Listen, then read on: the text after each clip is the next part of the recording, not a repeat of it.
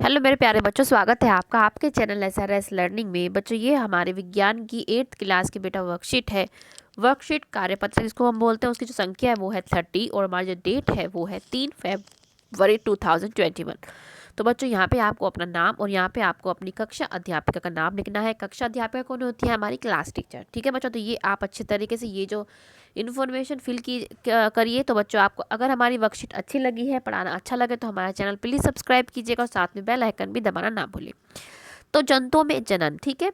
तो अब तक हमने निषेचन और उसके प्रकार के बारे में पढ़ा। निषेचन क्या होता है, जिसको हम इंग्लिश में फर्टिलाइजेशन बोलते हैं, और उसके प्रकार के बारे में पढ़ा कि वो कितने होते हैं, जैसे एक्सटर्नल मतलब बाह्य निषेचन और आंतरिक निषेचन। ठीक है, हम जानते हैं कि निषेचन के बाद नर युग्मक को क्या बोलते हैं? शुक्राणु।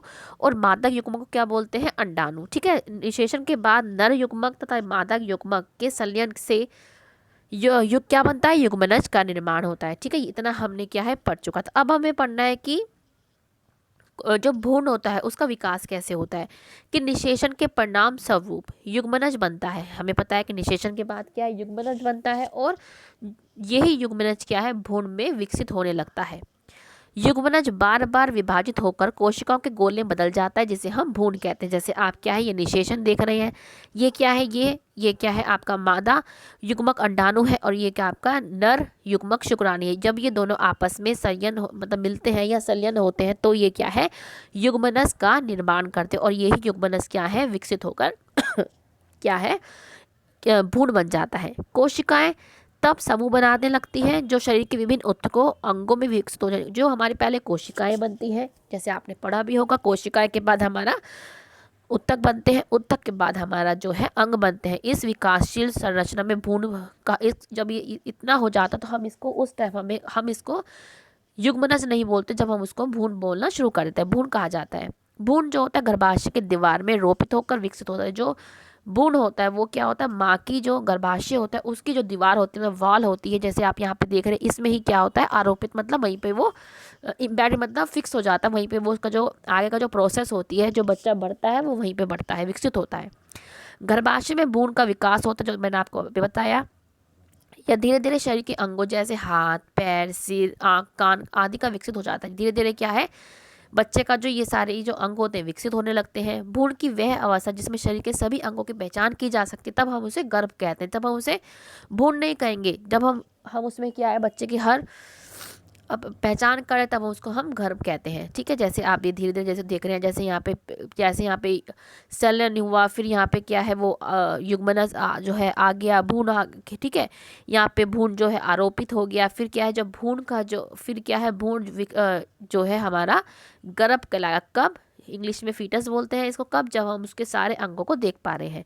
जब गर्भ का विकास पूरा हो जाता है, तब नवजात शिशु को क्या है? माता जो है जन्म देती है। तो हमने ये समझ लिया, इसको 2 बार पढ़िए एक बेटा, तब आपको समझ में आएगा। अब है एक युग्मनज और गर्भ जो होता है उसके बीच अंतर। हमने ये अंतर आपके लिए लिख रखा है। ये अंतर है आपका। युग्मनज क्या है? निषेचन के परिणाम स्वरूप युग्मनज का निर्माण होता है। ठीक है, गर्भ क्या है? भ्रूण विकसित होकर गर्भ बनता है।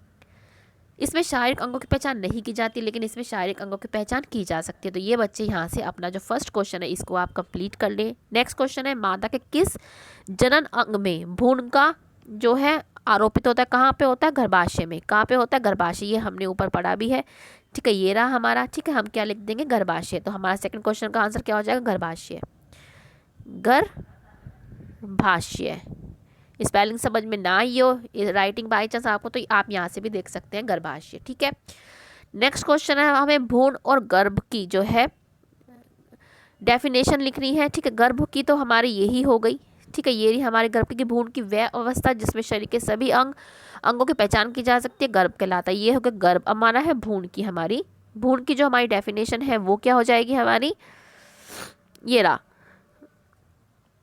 कि कोशिकाएं तब समूह बनाने लगते हैं जो शरीर के विभिन्न ऊतकों और अंगों में विकसित होता है। इस विकासशील संरचना को आप भ्रूण कहते हैं। ठीक है, आप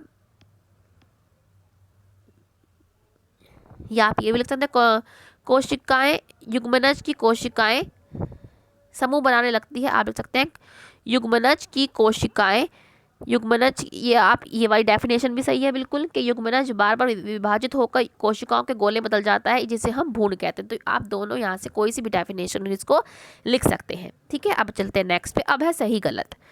वह अब क्या है कि वह कोशिका जो मनुष्य में नए जीव का आरंभ करती है युग्मक कहलाती है। गलत, क्या कहलाती है? युग्मनज। तो ये हो गया गलत। ठीक है। निषेचन के बाद अंडाणु एक पूर्ण एकल कोशिका में बदल जाता है। बिल्कुल सही। निषेचन के परिणाम स्वरूप एक युग्मनज बनता है। बिल्कुल सही।